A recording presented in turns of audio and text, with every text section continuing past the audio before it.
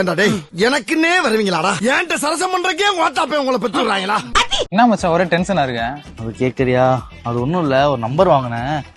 7 number ஞாபகம் இருக்கு, 3 number மறந்துச்சுடா. என்ன பண்றதுன்னே தெரியலடா. இதெல்லாம் ஒரு மேட்டரா? 3 நம்பர் தானே.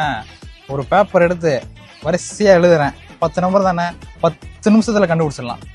10 நிமிஷத்துலயா? எங்க இருந்தா வந்தான்? அதுக்கு வாய்ப்பே இல்ல. கிட்டத்தட்ட அந்த 3 நம்பருக்கு 1000 தடவை நீங்க எழுதுற மாதிரி இருக்கும். ப்ரோ உங்களுக்கு எங்கேயோ 10 மணி இருக்கு.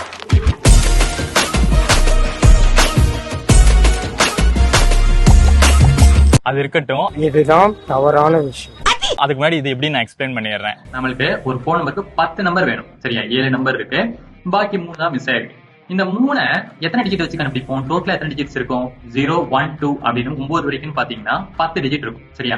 இந்த 10 டிஜிட்ல இருந்து 3 டிஜிட்டா என்ன பண்ண போறீங்க? நீங்க எடுக்க போறீங்க. இந்த 10ல 3, ஆனா வந்த நம்பர் திரும்பி வரலாம் தானே. இப்ப 0, 3, 0 கடைசியா இருக்கலாம். இல்லாட்டி 1 3 டைம் 1 1 1 எழுதலாம். சோ வந்த லெட்டர் திருப்பி வரும் வாய்ப்பு இருக்கு. அதாவது ரிப்பீட்டேஷன் அளவு ஆகும் வாய்ப்பு இருக்கு. சோ இதுக்கு ஃபார்முலா என்னவா இருக்கும்னா NTR = n/r.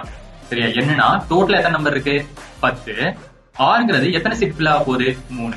அப்ப 10/3 என்ன வரும்? நமக்கு 1000 தான் நமக்கான ஆன்சரா வரும். இப்ப புரியுதா? மொத்தம் 1000 தடவை எழுதுனீங்கன்னா அந்த 3 நம்பர் உங்களுக்கு கிடைச்சிரும். என்ன ப்ரோ யோசிக்கிறீங்க? இல்ல 1000 வாட்டி எழுதி அந்த பொண்ணை நான் பேசணுமா? எனக்கு அந்த பொண்ணே வேணாம் ப்ரோ. நான் வேற பண்ண ப்ரோ வைக்கிறேன். ப்ரோ பொம்பளை சோக்கு கேக்குதாடா? பொம்பளை சோக்கு ப்ரோ நீங்க என்ன யோசிக்கிறீங்க? அவன் கிடக்குறான், ஆனா உங்களையும் எங்கேயோ பார்த்த மாதிரி இருக்கு எனக்கு. இன்னுமா என்னைய தெரியல?